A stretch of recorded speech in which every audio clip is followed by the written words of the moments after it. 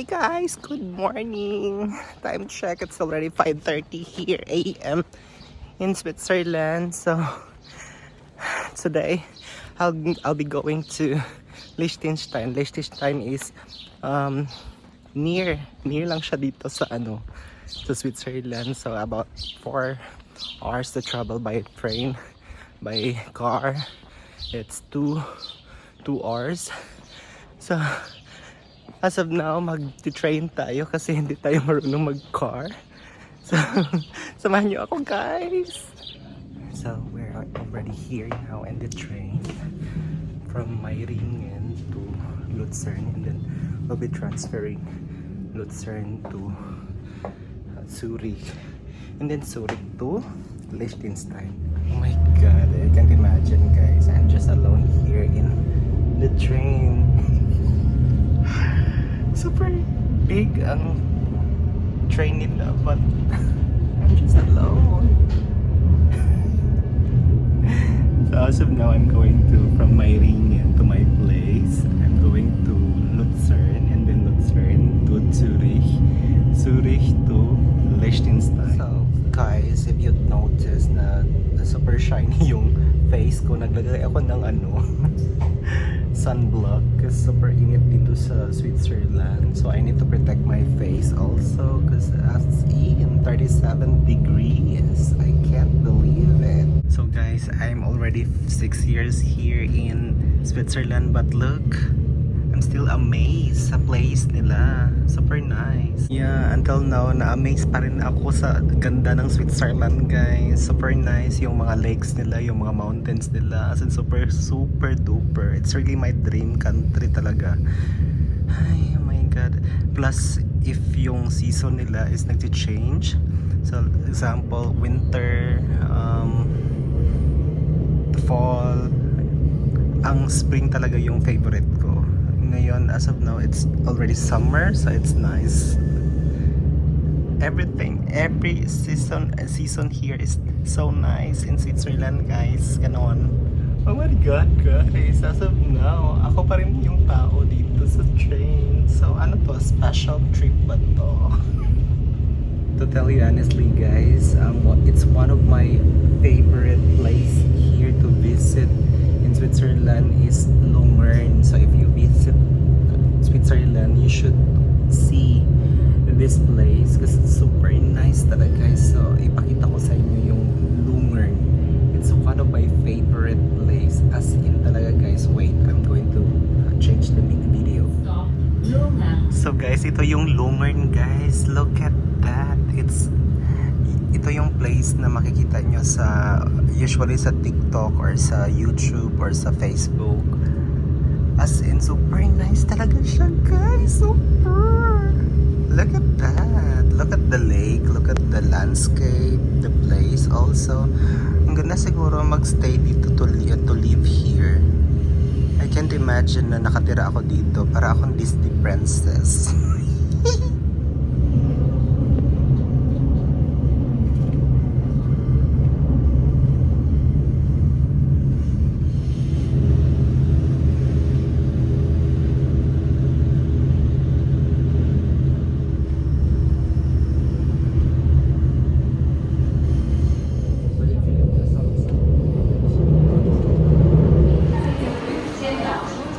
So we're already here now in Lucerne. So from Lucerne, we'll be going to Zurich.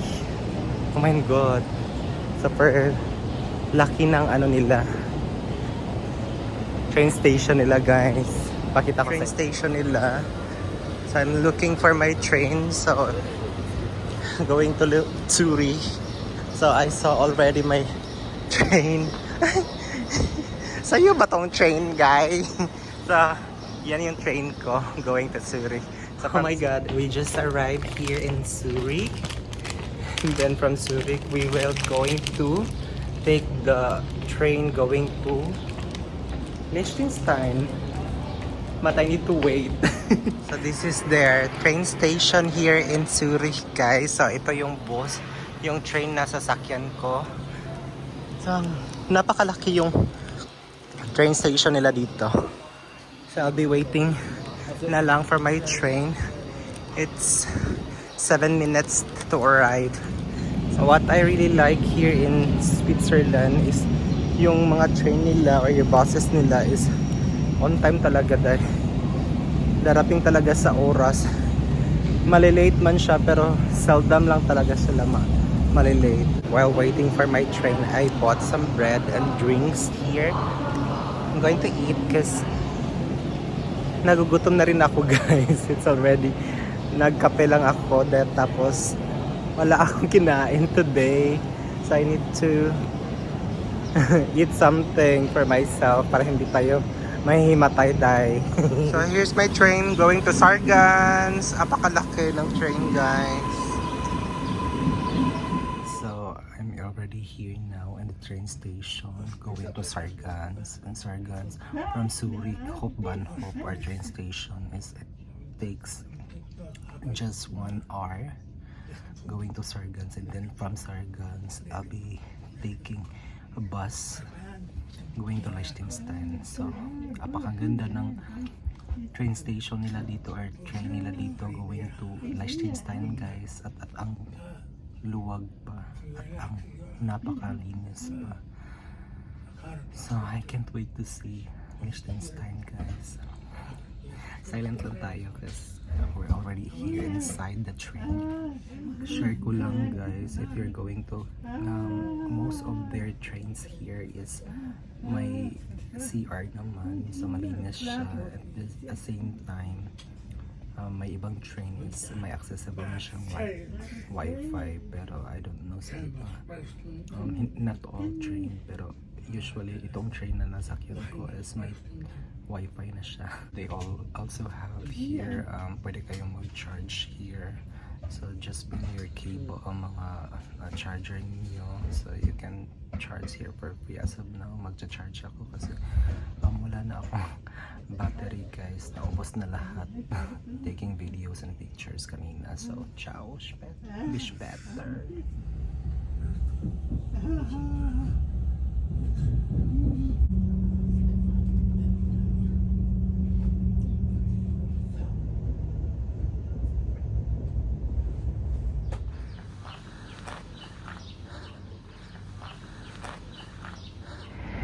So we just arrived here now in Liechtenstein.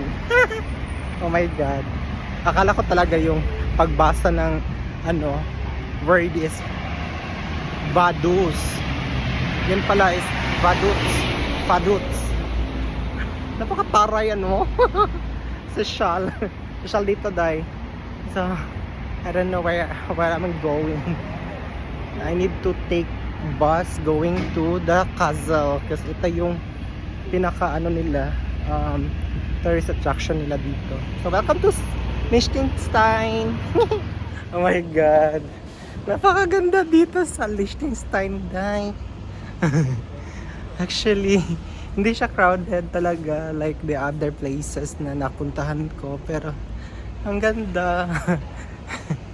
Ay, dapat i-explore ko talaga dito. So ito na pa talaga yung city nila.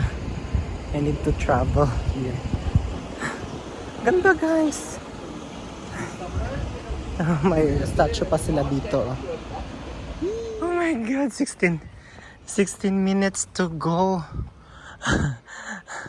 Going to to the Schloss. Apo yan mapunta na, uy.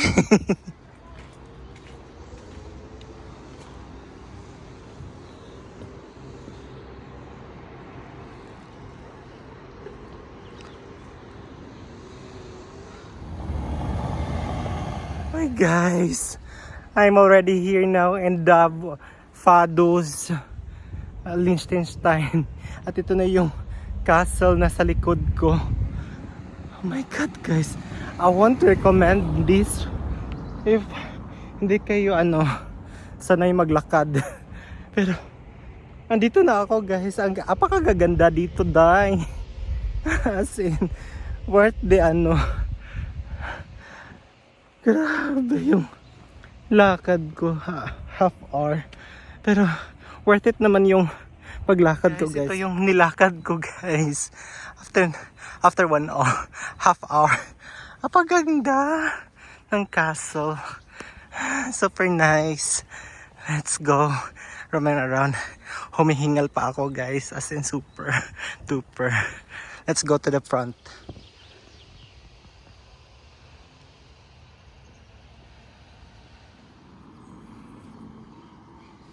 So guys, after half hour natin na naglalakad grabe yung lakad ko guys.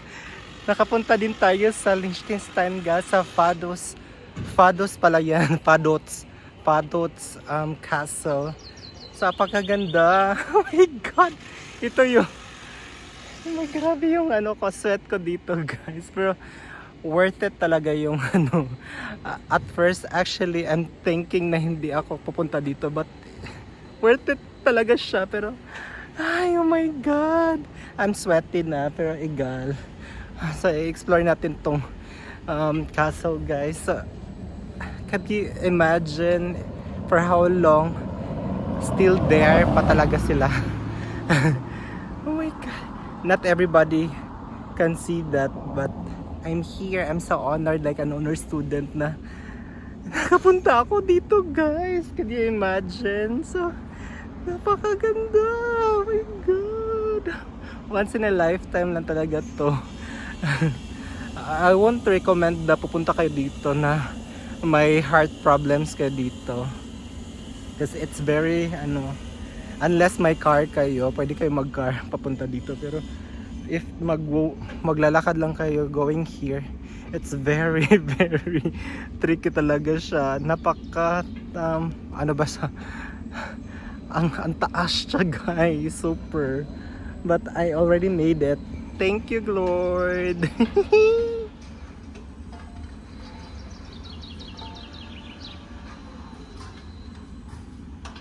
I'm too sweaty na guys, but I asked the guard there if am I allowed to go there inside, but he told me na hindi kami pwede makapasok doon kasi it's private. So let's respect their culture. I don't know why they don't allow us to go there, but sige na lang, okay na lang. At least nakita natin yung Fadots Castle guys. Napakaganda talaga dito guys. Pupunta kayo. I hope makapunta din kayo dito sa Liechtenstein guys, at mapuntahan nyo to dito sa taas sa bundok yung castle nila. But guys, I think I need to go na because parang uulan dito guys. Ayoko walang place dito na pwedeng maanuhan ba.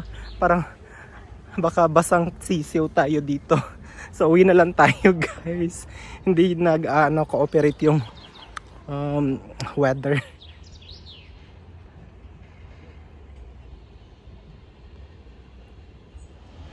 Oh my god, as in hindi ko talaga siya namalayan. It's raining now, but I'm sweating because napakalayo yung nilakad ko guys. Pero egal, I'm already here in sa town nila. So I need to look for a restaurant to eat something because it's already 9. It's already 11 a.m. here.